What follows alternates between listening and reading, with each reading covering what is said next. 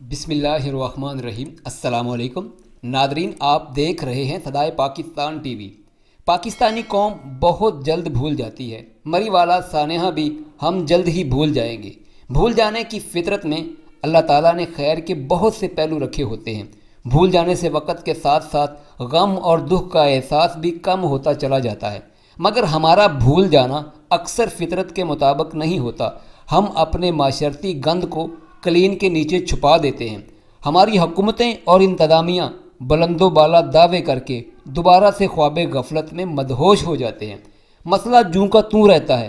اس عادت نے بطور قوم ہمارے معاشرے کو مصائب، مسائل اور تلخیوں سے بھر دیا ہے۔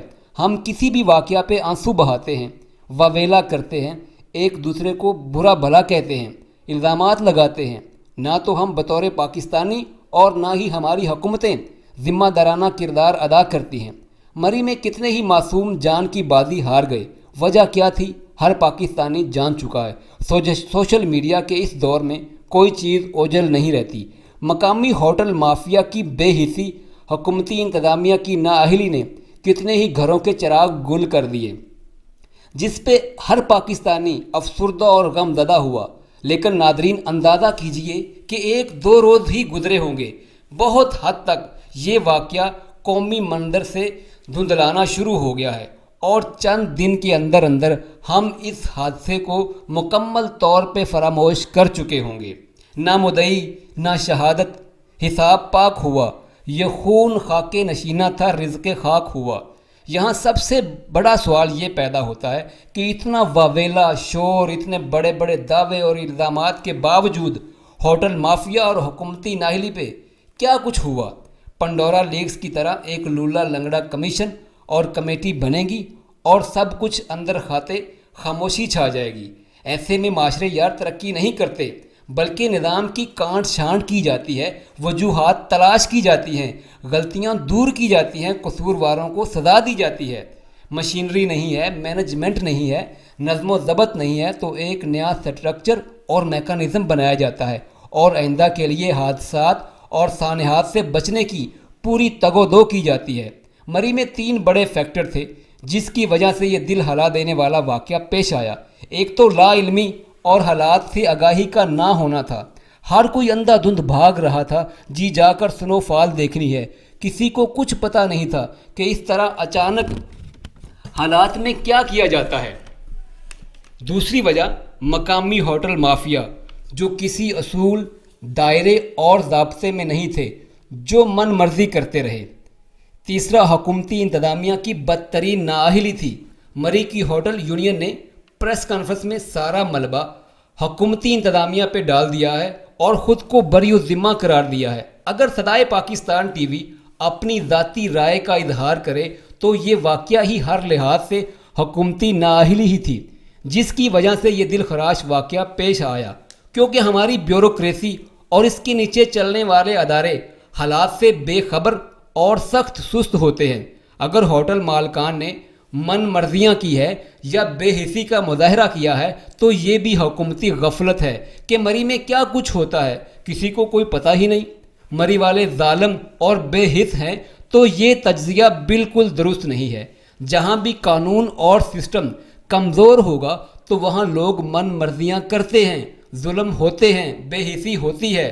ہمارے دوسرے شہروں میں عید اور بقرہ عید پہ، رمضان المبارک میں ہمارے تاجر حضرات کیا کرتے ہیں؟ کراچی میں پہلے ہزاروں قتل ہوتے رہے، تو کیا سارا کراچی ہی ٹارگٹ کلر تھا؟ ایسا نہیں ہے۔ جہاں قانون اور سسٹم کمزور ہوگا تو وہاں کے جو مفاد پرست لوگ اور کچھ گروہ مل کر مارکیٹ پہ قابض ہو جاتے ہیں، اور یہ حکومتی اداروں کی ملی بھگت سے ہوتا ہے۔ لگتا ایسا ہی ہے کہ جیسے سارا علاقہ ہی ظالموں کا ہو۔ اس واقعہ پہ جب لوگوں کو پتہ چلا، مری کے مقامی لوگوں کو جب یہ پتہ چلا اور حالات کی سنگینی کا اندازہ ہوا، تو وہ دیوانہ وار اپنے گھروں سے نکلے اور مصیبت میں پھنسے ہوئے لوگوں کو نکالنے لگے۔ مری کی مثال اس لیے زیادہ دی جاتی ہے کہ پورے پاکستان میں سب سے زیادہ سیاح یہاں آتے ہیں، رش اور ہجوم زیادہ ہوتا ہے۔ حکومتی انتظامیہ روایتی ڈگر پہ سستی کا مظاہرہ کرتی ہے، شتر بے مہار ہر کوئی پھر من مرضی کے ریٹ لگاتا ہے۔ اس طرح کی مفاد پرستی والی سوچ ہر جگہ موجود ہوتی ہے۔ آنے والے دنوں میں کیا بدلے گا؟ کیا وزیر اعظم صاحب یہاں آ کر مری میں ایک بہت بڑا اعلان کریں گے کہ مری میں ایسا منظم سٹرکچر کھڑا کیا جائے گا جو کسی بھی یورپی ملک کے سیاسی مقام سے کم نہ ہوگا؟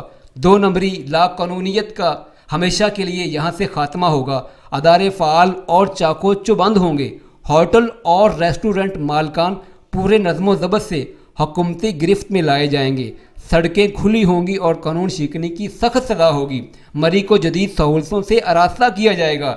آئندہ یہ نہیں ہوگا کہ لوگ مر رہے ہیں مگر سنو کلیئر کرنے والے ادارے کے پاس گاڑیوں کے لیے پٹرول ہی نہیں ہے۔ کیا ایسا ہوگا؟ اگر ایسا ہوتا ہے تو ہم سمجھیں گے کہ واقعہ ہی حکومت نے ذمہ داری کا ثبوت دیا ہے، مگر مسئلہ یہ ہے کہ گند کو صاف کرنے کے لیے با کردار لوگوں کی ضرورت ہوتی ہے، جو بدقسمتی سے وزیر اعظم صاحب کے پاس جس کی شدید کمی ہے۔ حالانکہ پاکستان میں با کردار اور وفاشوار لوگوں کی کمی نہیں ہے۔ اس حکومت کا سب سے بڑا مسئلہ یہ ہے کہ جب اس پہ تنقید ہوتی ہے تو آگے سے ایک ہی جواب آئے گا، لو جی 30 سالوں کا گند ہے، اسے ختم کرنے میں وقت لگے گا۔